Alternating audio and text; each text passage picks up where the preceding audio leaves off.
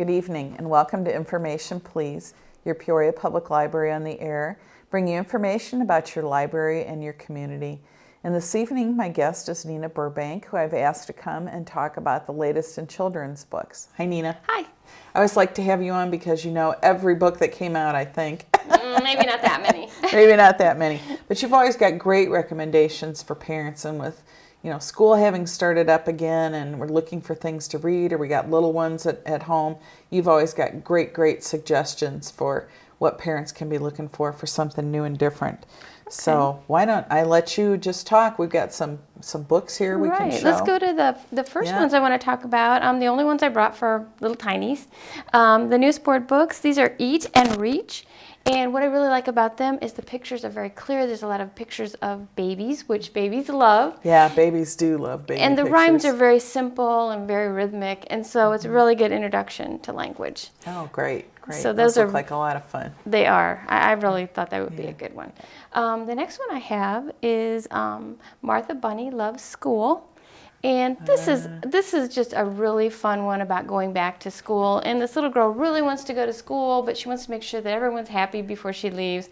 So she's getting everything ready to go to school, but she wants to make sure that her little brothers have something to do while she's gone. So she's getting into that, and she's finding out about school. And there's a lot of bright, colorful pictures, and it's just a really fun book for that. Oh yeah, any parent who's had an older child go off and leave the younger ones. I have this memory of my younger daughter standing at the screen door clutching a toy school bus and sobbing as her older sister went off. And so every morning she would try and get her something, so that book has to be written by a mom who had children like that, the older child who really wanted to help. Yeah. The next one is one of my favorites that I've gotten with the new books. It's Cat with Seven Names, and I'm a big cat lover. Yes. So this is about a cat that, what really caught my attention was that he comes to the door of a librarian. She takes him in, takes care of him, they do things together.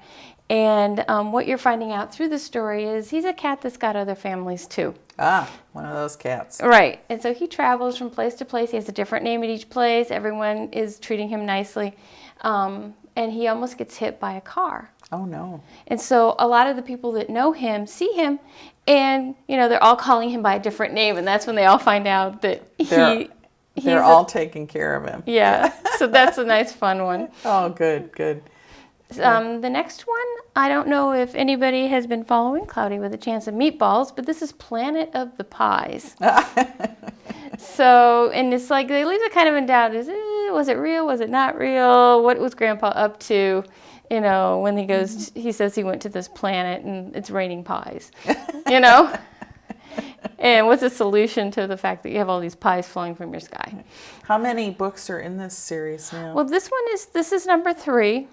So there was the first one, of course, Cloudy with a Chance of Meatballs, and I'm trying to think the second one had to do. Now it's gone out of my head. But anyway, there's a second one that kind of continued the story. And am I correct in thinking they made a movie? Yes, they did. They did. And I think they made a second movie. Okay. So maybe there'll be a pie movie, Planet of the Pies movie. Yeah, too. there you go. Yeah. Okay, and there's another one here. Oh, The Pirate's Guide to First Grade, another story about going to school. And this is about a boy who's really, really into pirates. And everything in the school has to do with pirates. He says arg a lot, and me hearties, and ahoy, and, all kinds of things like that, and how his teacher deals with it. And kind of plays along with it, and how he gets along his first day of school. Oh, yeah. And I don't know if you can see on the cover there is a some kind of ghost-like looking pirates, and they're in every picture following him around. Those are his crew. On the school bus with the dog on the front. Yes. Right? That's great. Well, so many kids are into pirates these days. They always have been. It's a wonderful topic for spark their imagination. But we have more. Yes, we do. Another thing I want to say on the pirate end of it, just a plug for one of our databases, which is Mango Languages. Oh, you can learn pirate, okay? Yes, they have pirate as a language. So, if you want to go to our website and go to Mango Languages. That's a lot of fun and a great way to get kids introduced to the idea of learning a new language, because you can be really little and do that one. Yeah, that one is a lot of fun. Yeah. This next one is Lion versus Rabbit. And I'm kind of thinking, it's a book about a bully. Obviously, Lion is the bully in this one. And it's kind of also a little bit about, underdogs and, getting it over The on old David and Goliath story. David and Goliath, or the rabbit and the tortoise, or anybody Any who of tries those stories, anything yeah. like that. And what has happened is Lion has become out of control. He's bullying everyone in the jungle. They've had people come in, trying to get him to, stop. He won't stop. They finally call in Rabbit, and for some reason, Rabbit is able to get it over Lion, mostly because he doesn't go with brawn, he goes with brain. Ah, okay. So, and then there's a surprise ending, which I will not. Yeah, don't reveal. I will not reveal, We wanna but read I it think for ourselves. read it and you will see get a surprise at the end. Okay. So I kind of suspected it, but Well, there's so many anti-bullying programs. It's to have a book like this is a great thing when a child has been, attending an anti-bullying program at school or church or wherever, and then to be able to reinforce with a book at home, because it takes a while to absorb those messages and everything. Children and learn I think in in different this ways. book the message is banding together Yeah, banding together and and not letting sticking him get away things with out. it. Yeah. Yeah, great. The second Okay. one is also about bullying. It's a book by John Birmingham, who has been around forever. This is actually one of the first books he illustrated, Oh, okay. but the text was written by someone else. And so he has rewritten the text for now, and he's kind of centered on the bullying aspect of it. There's a rabbit here in the corner. You can just barely see him. Yeah, rabbits everywhere in the Rabbits bullying everywhere, stories. yeah. And so he's the one being bullied, and the two bullies are the elephant and the rhino, and this is how the rabbit shows them, Shows them you can't get away with this. Yeah. Yeah, great. So, And this again is a read aloud book, picture book. Okay. right, yes. All these have been so far.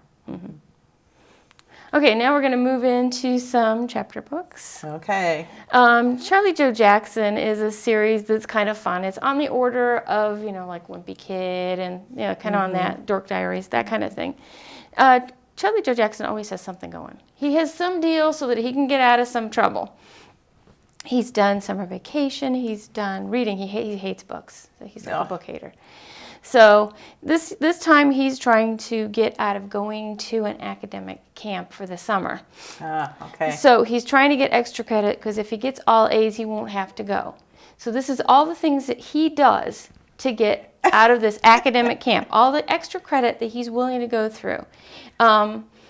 And he sacrifices everything. Girlfriends, friends. I mean, he's even in a school play trying to get out of this academic camp. So it's kind of an amusing sort of look at how far will he go. How far will he go to do that? All right. And what happens, or do you want to tell? We don't I'm not wanna going to know. tell. No, we're not going to Okay, tell. no spoilers. No spoilers We today. don't want to know whether he has to go to camp or not. Okay. Okay, so we're going to go from the pretty much silly. Yeah. To And a little those are chapter books for what age group? I'm going to say that Charlie Joe Jackson is pretty much third and fourth grade. Okay. Second grade if you're a really good reader. Okay. All right. But I think the interest level will pull people in, Okay. even if they aren't. So Yeah. the next set is for older kids. I'm going to say probably middle school. Okay. All right. So we moved up a little bit. Yeah. Zero Tolerance is kind of a look at schools that have the zero tolerance for weapons and things like that. Right.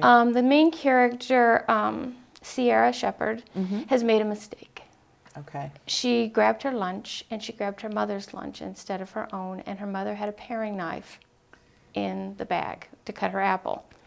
And so she knows that there's a zero tolerance, so she turns in the knife and gets in trouble. Even though she didn't mean to have that knife with her, it was a mistake.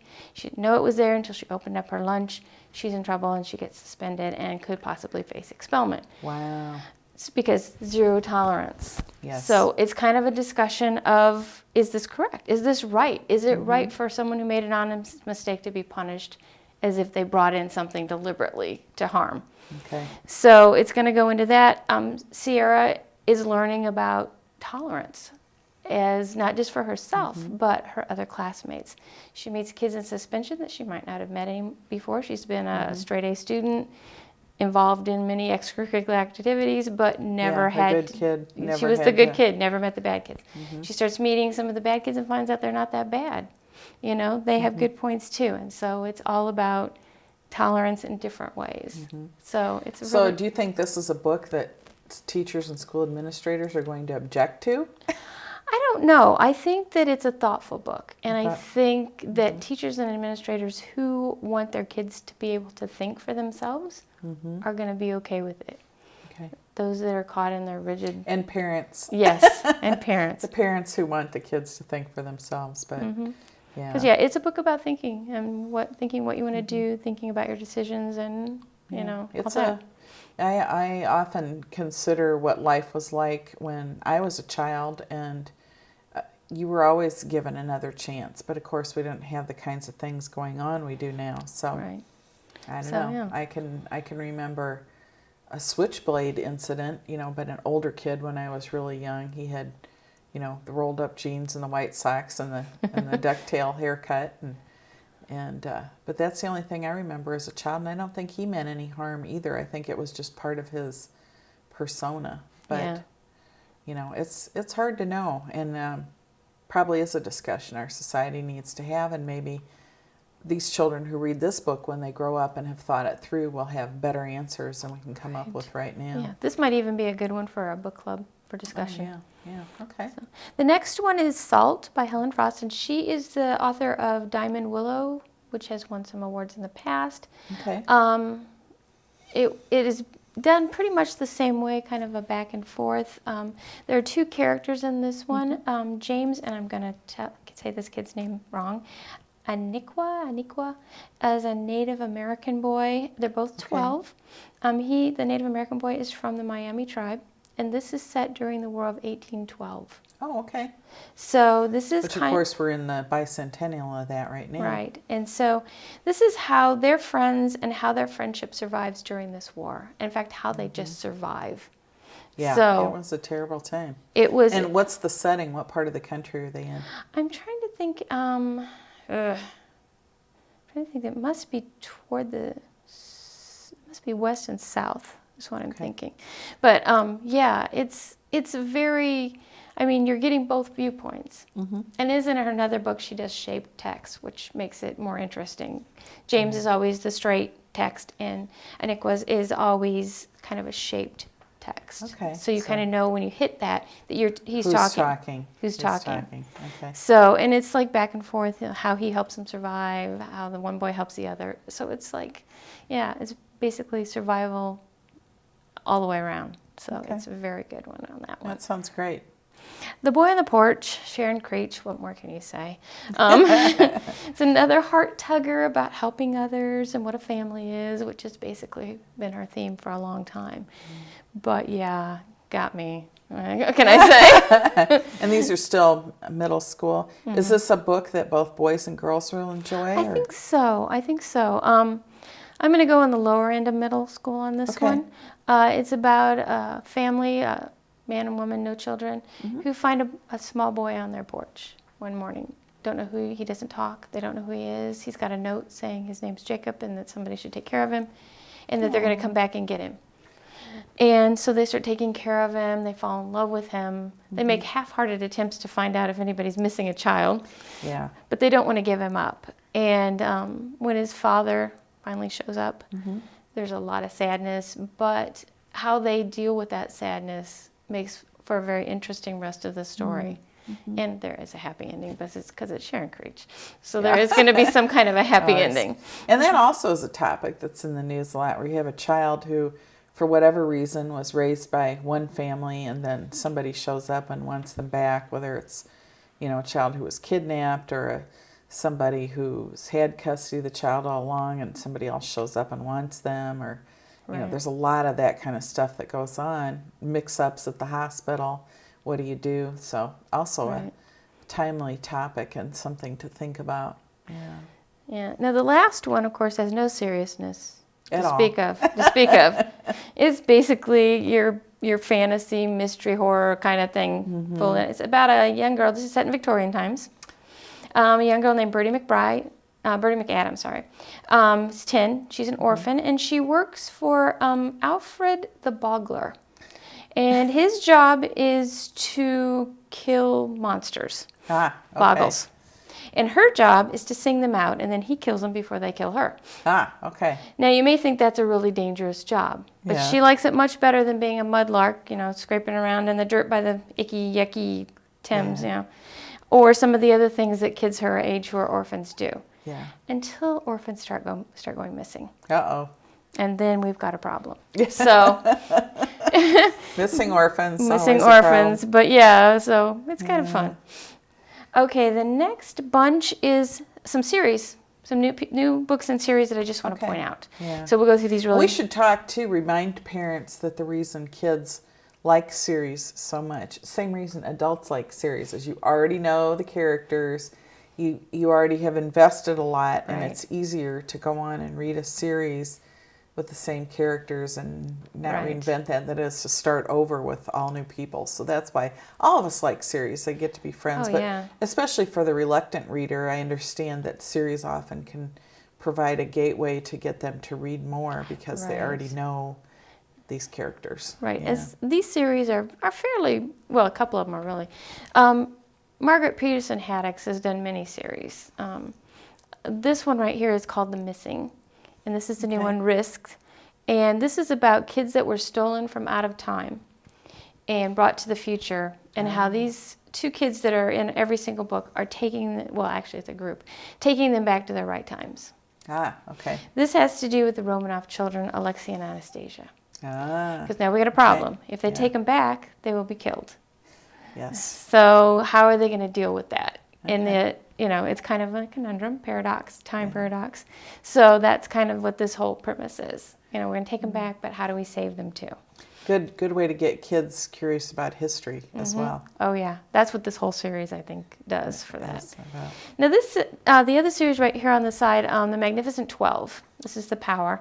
I don't know a whole lot about this one, but this is the final book in the series for those who are reading it. Okay. It's about 12 kids who are fighting to save the world. And I guess they've had many fights here, but this is the final fight. And this is the one against the Pale Queen. She wants to destroy the world. The ultimate battle. Yes. She wants to destroy the world, but the problem is they only have 7 of the 12, and they need all 12. To be able to. So they have to convince the other ones. One of them has gone to the bad. They have to convince him to come back to the good. So we got a lot of different things going on here. Okay. The next one, Walter Dean Myers has done many different books, many different series. This is The Cruisers. This one, I'm trying to think. Let's see, is this one the? Yeah, this is the 4th one, and I think this one's still going. Okay. Snap is the these are middle school students, and they run the school paper, and they've had a lot of trouble, being able to do what they want in the paper. And this is another thing that it's spread. The thing about their paper has spread to London, but there's a problem with the papers. And it's like somebody's falsifying things and stuff. So it's just another thing. They're in trouble again, trying to get the paper out. So, so it's about freedom of speech, freedom of print, shall we say? Yeah. Another hot topic in these days with newspapers dying out. And then this last one over here, Al Capone Does My Homework, is A Tale from Alcatraz, and we've had Al Capone Does My Shirt, Al Capone Does this. But this one is about, there's one of the kids that lives at the Alcatraz has been accused of starting a fire. Oh, okay. And she didn't do it. So Moose, who's the main character, and his friends need to find out who did it before his father is hurt or somebody else gets hurt by the arsonist. So we got a mystery. All right, a mystery. All right. And these, again, are middle school? Yes, very much. Okay. All right, the next set, I thought I'd do some Halloween. We're getting close. We're close enough. It's close enough to start reading. The decorations are starting to go up. Yes. The first one is Skeleton for Dinner by Marjorie Kyler, and she's done a lot of different ones. I brought this one. It's so much fun. I just wanted to show some of the pictures in this one are just amazing. Like this one with the witches. I don't know if you can see that here. Yeah. The witches brewing up their stew. All the stuff they're throwing in. And then let me go a couple of pages down here where we have the little ghost who had the misunderstanding. What they wanted to do is they wanted to invite some people for dinner. Well, the skeleton thinks that they want to eat him for dinner. He goes and tells everyone else who was invited to dinner, and they all run and hide, which makes the witches very, very sad because they wanted them to come. They wanted to have a party. They wanted to have a party, and they can't find him anywhere. And I think there's this really great picture of one of the witches is crying, I think, as she was looking. go. Aw. Here we go. Yeah. This one's just so sad. Oh, sad witches. So we have the Raven to the rescue, and he gets everything fixed. Yeah. So Okay. kind of a fun one for Halloween. Yeah. Misunderstandings. Yeah. And again, we're back to read aloud books. Read aloud books, Picture yeah. books. The next one, the Five Little Monkeys Trick or Treat. Well, you know the Five Little Monkeys are going to get into trouble, and they do. They're up to some Halloween tricks. They dress up, and then they get into some trouble with the dressing up. So, yeah. Yeah. Enough said. Halloween Night by Marjorie Dennis Murray is kind of like a riff on 'Twas the Night Before Christmas. Only it's the night before Halloween, and it's not that bad. I was reading it, and I was like, oh, no, they're not going to be able to do that.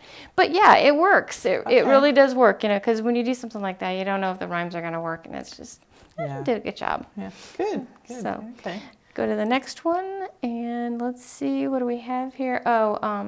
Trick or Treat, A Happy Haunter's Halloween by Debbie Lepinen is Halloween poems. Oh, how fun. Each poem has a 2-page spread, very bright. In fact, if you want to grab the book and show them a little bit inside. Okay. Let's see here what we've got. So we've got some really nice, bright, sort of scary but not too scary books. So I'm going to say anywhere from like probably a little bit of pre-K on up through second grade. Okay. And this, of course, is always something that, you know, older brother and sister can read to the younger ones too, and enjoy scaring them. right. Which I'm sure they will do. Yes. So yeah, that's a nice one too for Halloween. Click Clack Boo. Well, you know, by Doreen Cronin. The farm animals are up to it again. Farmer Brown has said he does not like Halloween. He's put on his pajamas, he's pulled down his curtains, he's shut off his porch lights. He wants nothing to do with Halloween. However, the animals do like Halloween. And their most favorite part of Halloween is the tricks. Of course. So Farmer Brown is up for a interesting Halloween night, I'm going to say. You do lots and lots of things Yes. to the poor farmer. Yes, Frankenstein. This is something we've been all of us have been this at some point. We've all been Frankensteins at some point. And I put this one in it because it's about being a monster of grumpiness. Ah, okay. And it's just a funny look at grumpy behavior and what can happen if you're being really grumpy and what can happen to make you not grumpy and how you can deal with it. So it's just kind of a fun thing. He's just a grumpy little Frankenstein until he meets another Frankenstein.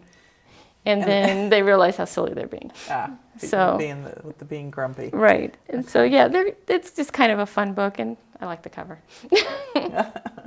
Okay. Here's a bunch more. Oh yeah. Now these are more for the older kids. Captain Awesome, I would say, is about for the same age as Captain Underpants and those of that ilk. Not quite as crazy as Captain Underpants. But Captain Awesome goes into his adventures. This is his adventure with the spooky, scary house. Ooh. So Stan Kirby has this series of books, and this just happened to be kind of the scary one. Okay. So I grabbed that. And it's new, so it's totally good. It says Captain Awesome and Nacho Cheese Man. I love that. Save the town from an evil spirit. In the spooky house. So probably cheesed him. Yeah, something. Maybe he's scared of his awesomeness. I don't know. Another one, let's see. Oh yeah, Goosebumps Most Wanted, new series put out by R.L. Stine. This is Frankenstein's dog. Pretty much what you would expect of that title and of R.L. Stine. Spooky fun. Now, are the Goosebumps books scarier? I know the pictures always are. I think, yeah, they have a tendency to be a little more scary than... So watch the timid child with that one. Maybe. Right. I think that's why I recommend it for middle school. Yeah. So, older. Yeah. Yeah. Okay. Paranormal is another series about kids that can see dead people, basically. She has a fatal flaw because she jumps to conclusions. She can see dead people, but she jumps to conclusions about them and about everyone else around her. Her friend, Lily, is the one who keeps her from going off the sides. Yeah, kind of keeps her grounded. Yes, and so this is the one where she finally tells her friend, this is what I do. And her friend says, this is great. You know, she'd been afraid to tell her friend. Her friend said, this is great. Let's work together. So okay. they make a really good team in dealing with spirits that probably should push on. Probably. Okay. Past their expiration date. Yes, definitely. This next series, Creepover, kind of goes with the Goosebumps thing.